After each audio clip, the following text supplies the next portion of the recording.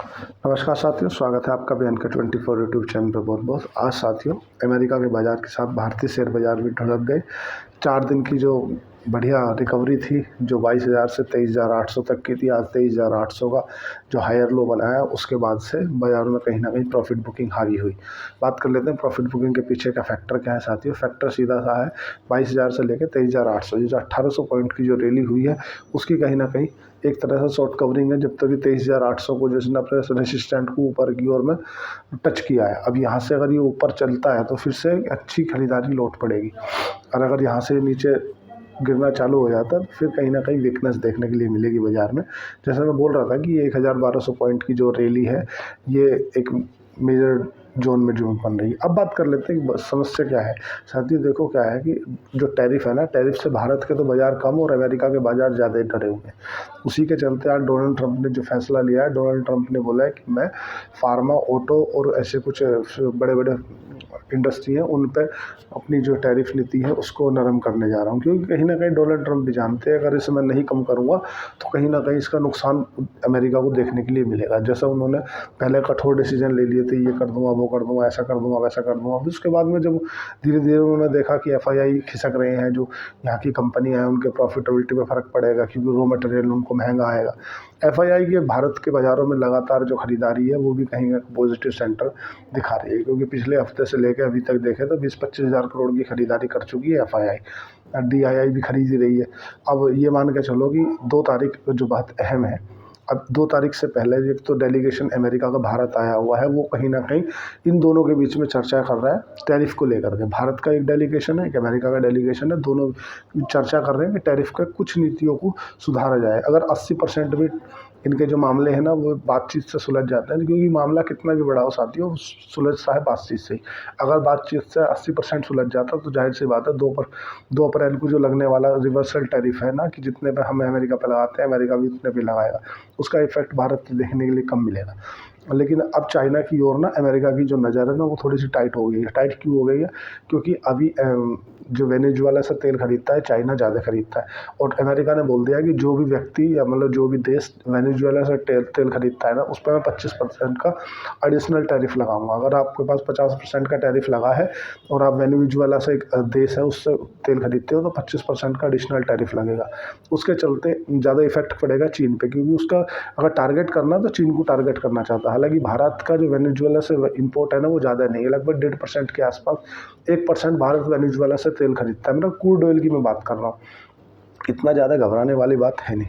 अब बात कर लेते हैं साथियों की अभी जो बाज़ार में आज पूरे बाज़ार हरे में नहीं बंद हुआ, लेकिन आपके जो स्मॉल कैप मिड कैप थे आपका पोर्टफोलियो लाल में रहा। कारण क्या था? कारण था साथियों प्रॉफिट बुकिंग, जो इतने दिनों से 6 दिन से जब मैं बोल रहा था उस समय भी, जब बाज़ार 6-7 दिन से लगातार गिर रहा था कि अगर बाज़ार ने रिकवरी दी ना तो वी शेप रिकवरी करेगी, आपको खरीदने का मौका नहीं मिलेगा।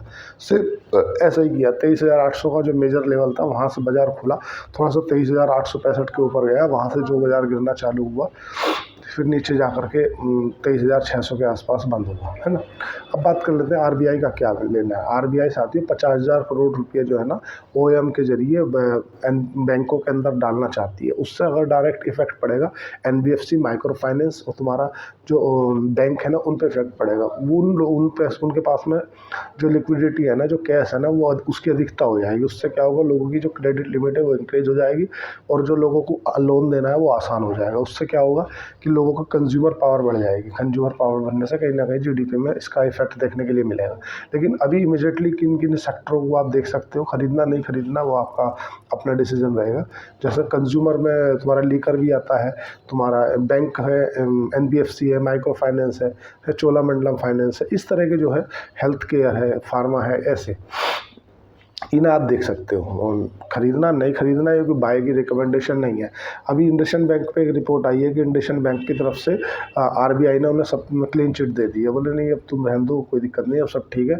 और उनका जो CEO बदलने का प्लान चल रहा था वो भी अभी नहीं है। अब रुपये की बात करें साथियों, रुपया हमारा 88 रुपये से 85 रुपये पे आ गया, मतलब 3 रुपया संभल गया। आपके जो बाज़ारों के अंदर रिकवरी देखने के लिए मिली है ना, उसके पीछे आपका रुपया मजबूत हो गया। कितना मजबूत हो गया? 88 रुपये पर चल रहा था, घट के कितना आ गया तुम्हारा 85 आ गया, 85 रुपये कुछ पैसा है, 3 रुपया मजबूत हो गया FII की खरीदारी के कारण। FII को वो बाजार जो ना ओवरसोल्ड दिख रहा है, तो जाहिर सी बात है कि भाई 22,000 26,000 से 4,000 आपका निफ्टी टूट गया। और जब एक समय पे आपका हमारे 12,000 गिर रहे थे, अमेरिका के बाजार नहीं गिर रहे थे, अब उल्टा हो रहा है, हमारे बाजार थोड़ा कम गिर रहे हैं, अमेरिका के ज़्यादा गिर रहे हैं। कारण ये है कि वहाँ जो ना उनके लोगों को अमेरिका के जो राष्ट्रपति हैं डोनाल्ड ट्रंप, उनकी नीतियों पे भरोसा नहीं रहा कि वो कब क्या किसके बारे में क्या डिसीजन ले लेंगे। ये कहीं ना कहीं दिक्कत वाला विषय है। अब बात कर लेते हैं थोड़ा सा जो ऑटो से रिलेटेड एक न्यूज़ चल रही है कि होंडाई हुई, टाटा मोटर्स हुई, ये सब गाड़ियां जो ना अपना 2 से 3% 1 अप्रैल से सभी गाड़ियों के ऊपर बढ़ाने जा रही है। अपना जो इन्होंने पहले क्या किया था, दिवाली के आसपास में अपनी गाड़ियों की कीमत कम कर दी थी, मतलब डिस्काउंट दे दी थी। तो अब ये अपने जो प्राइस है ना, उस प्राइस को इंक्रीज करने जा रही है 2% के आसपास। तो सीधी सी बात है, इनके जो प्रॉफिटेबिलिटी पे फ़र्क पड़ेगा, प्रॉफिटेबिलिटी पे फ़र्क पड़ेगा तो स्टॉक के जो पी है ना वो सस्ता हो जाएगा, है ना। उनको प्रॉफिट ज़्यादा आएगा तो पी सस्ता हो जाएगा, पी सस्ता हो जाएगा तो कंपनी में वैल्यू दिखने लगेगी, डीप वैल्यू इन्वेस्ट होगी, है ना। रुपया आपका संभल ही गया है ऑल ओवर। क्रूड ऑयल जो है ना 2 दिन के जो उतार चढ़ाव और तनाव के साथ साथ लगभग $72 प्रति बैरल पे बंद हुआ है। अब जो नए निवेशक हैं वो क्या करें, ऐसे गिरते हुए बाजार में हम क्या कर सकते हैं। करना साथियों ये है, आप अगर लॉन्ग टाइम के निवेशक हो, इंटरडे अगर आप इंटरडे करते हो, FNO करते हो, तो साथियों ये चैनल आपके लिए नहीं है। मेरे को इंटरडे से रिलेटेड कोई नॉलेज नहीं है, मैं आपको इंटरडे के बारे में कुछ नहीं सिखा सकता, FNO के बारे में कुछ नहीं। आपको अगर लॉन्ग टाइम के निवेशक हो, आपको फंडामेंटली अच्छी कंपनियां सही समय पर क्या उठाना और कितने समय के लिए टाइम पीरियड हो, ज़्यादा उथल पुथल ना मचाते हो, अपने पोर्टफोलियो को सजा कर रखो और अच्छा पैसा बनेगा तो साथियों लॉन्ग टाइम में बनेगा।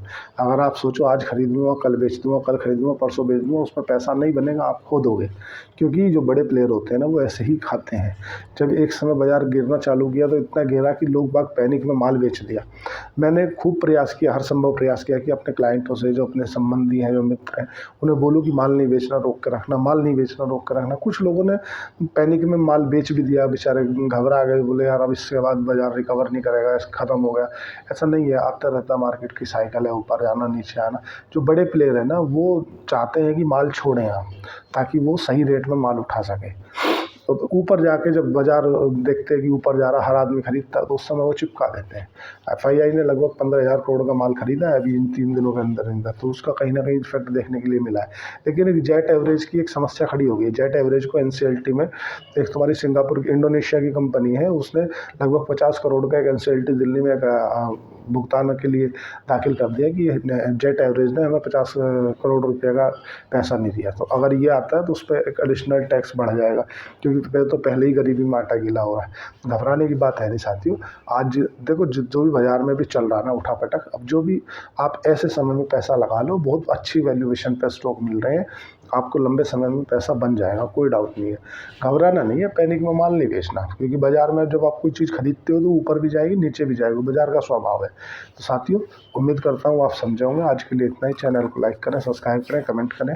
थैंक यू, धन्यवाद।